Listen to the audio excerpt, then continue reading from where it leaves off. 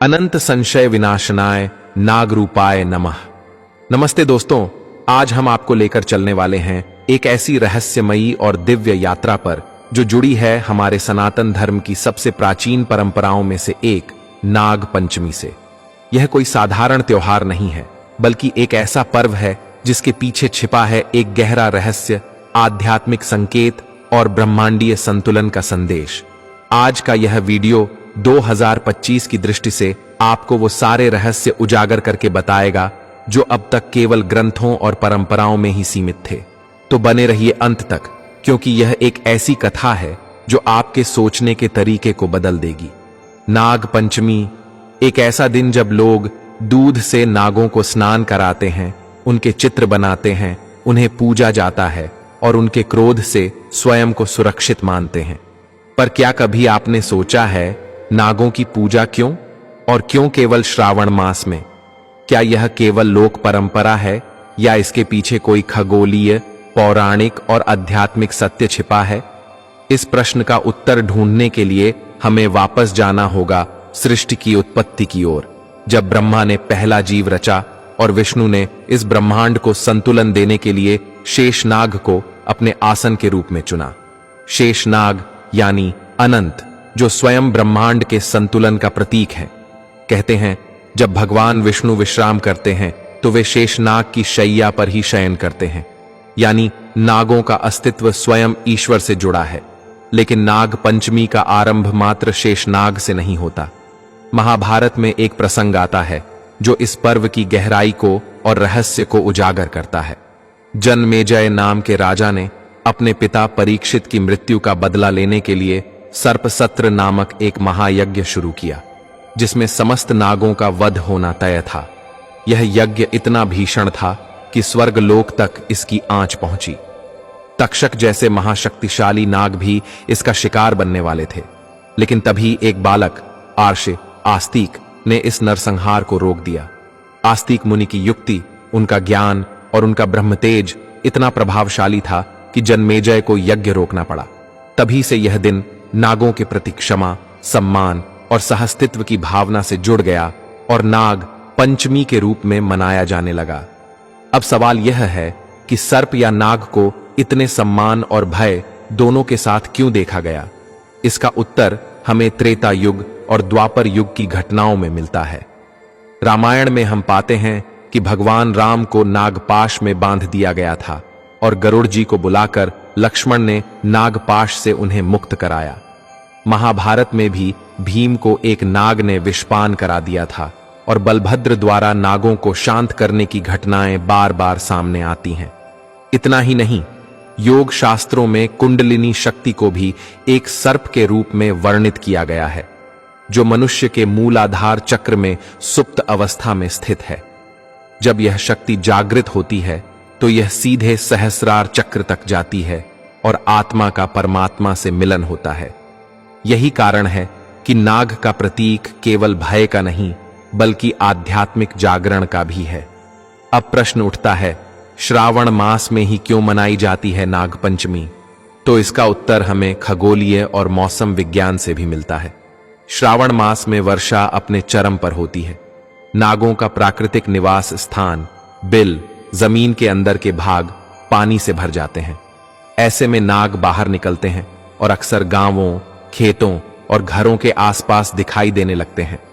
प्राचीन समाज ने नागों की रक्षा के लिए, उनके साथ शांति से रहने के लिए एक मार्ग निकाला, पूजन, ताकि न तो नाग मानव को हानि पहुंचाएं और न ही मानव उन्हें मारें।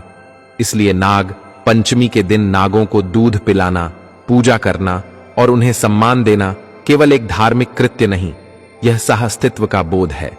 एक संदेश है कि इस पृथ्वी पर हर जीव का अधिकार है और हम सभी एक ही ऊर्जा के अंश हैं। अब बात करें कुछ गहरे रहस्यों की, तो कुछ विद्वानों का कहना है कि नाग पंचमी के दिन कुछ विशेष ग्रह संयोग बनते हैं, जिससे पृथ्वी पर एक विशेष प्रकार की ऊर्जा सक्रिय होती है।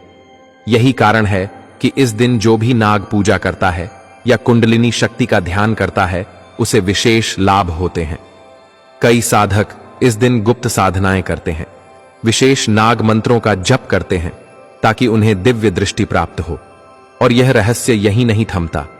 2025 के इस वर्ष की बात करें तो खगोल शास्त्रियों के अनुसार इस बार नाग पंचमी पर राहु, केतु और चंद्रमा का एक अत्यंत दुर्लभ संयोग बन रहा है, जो पिछले 149 वर्षों में केवल एक बार बना था। यह संयोग गुप्त साधनाओं के लिए अत्यंत फलदायी माना गया है। इसीलिए इस बार नाग पंचमी को लेकर ज्योतिष और तांत्रिक परंपराओं में विशेष जागरूकता देखी जा रही है। अब सोचिए, एक पर्व जो पशु पूजा के रूप में जाना जाता है, उसके पीछे इतने गहरे ब्रह्मांडीय रहस्य, आध्यात्मिक संकेत और आत्मिक उत्थान के साधन छिपे हैं। यह कोई साधारण बात नहीं है। ग्रंथों में नागलोक की विस्तृत व्याख्या मिलती है। यह बताया गया है कि नागलोक पाताल के 7 लोकों में से एक है, जिसमें अनंत नाग, वासुकी, तक्षक, कुलिक, करकोटक जैसे नागराज निवास करते हैं। और यह सभी केवल पौराणिक चरित्र नहीं हैं, बल्कि आध्यात्मिक ऊर्जा के प्रतीक हैं। ऐसा भी माना जाता है कि सच्चे साधक ध्यान की गहन अवस्था में इन दिव्य नागों से संपर्क कर सकते हैं। नाग पंचमी की कथा केवल आस्तिक मुनि तक सीमित नहीं, भारत के विभिन्न राज्यों में इसकी लोक कथाएं भी मिलती हैं। कहीं यह मां मनसा की पूजा के रूप में मनाया जाता है, तो कहीं नागराज वासुकी के रूप में। कहीं यह भाई बहन के प्रेम का प्रतीक है, तो कहीं भूमि और ब्रह्मांड के संतुलन का। आज जब विज्ञान लगातार धरती के अंदर की ऊर्जा को समझने की कोशिश कर रहा है, तब हमें यह स्वीकार करना चाहिए कि हमारे पूर्वजों ने इन शक्तियों को न केवल जाना, बल्कि उनके साथ सामंजस्य भी बनाया। नाग पंचमी उसी संतुलन का प्रतीक है। तो दोस्तों, जब आप इस बार नाग पंचमी मनाएं, तो केवल पूजा की थाली सजाकर मत रुकिए। थोड़ी देर आंखें बंद कीजिए, शेषनाग का ध्यान कीजिए और अपने भीतर स्थित कुंडलिनी शक्ति को जगाने का संकल्प लीजिए। क्योंकि यह पर्व केवल बाहर के नागों की पूजा नहीं, यह आपके भीतर के नाग, आपके भय, आपके अज्ञान और आपकी सुप्त शक्तियों को पहचानने का पर्व है। आज का दिन हमें याद दिलाता है कि सृष्टि के हर जीव में दिव्यता है, चाहे वह सर्प हो या मानव। और जब हम इस दिव्यता को पहचान लेंगे, तभी हम वास्तव में सनातन धर्म की उस गहराई को समझ सकेंगे जो हमें ब्रह्म से जोड़ती है। तो दोस्तों, यह था नाग पंचमी का वह रहस्य, जिसे जानकर आप केवल चौंकेंगे नहीं, बल्कि श्रद्धा और ज्ञान से भर जाएंगे। ऐसे ही रहस्यमयी और आध्यात्मिक ज्ञान से जुड़ने के लिए हमारे साथ बने रहिए और ज्ञान से भर जाएंगे। लेकिन अभी बात अधूरी है, क्योंकि नाग पंचमी की असली शक्ति उस सांकेतिक भाषा में छिपी है, जिसे केवल साधना करने वाले या गूढ़ रहस्यों में प्रवेश करने वाले ही समझ पाते हैं। आपने सोचा है, आखिर नाग ही क्यों? कोई और जीव क्यों नहीं? क्यों सर्पों को ही इतना उच्च स्थान दिया गया है? दरअसल नाग केवल एक प्राणी नहीं, बल्कि ऊर्जा के वाहक हैं।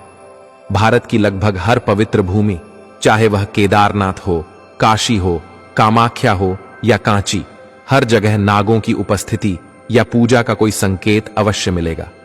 इसका कारण यह है कि ये सभी शक्तिपीठ या तपस्थल पृथ्वी की ले लाइन ऊर्जा बिंदुओं पर स्थित हैं, जिन्हें आधुनिक विज्ञान अब जियोमैग्नेटिक वर्टिक्स कहने लगा है।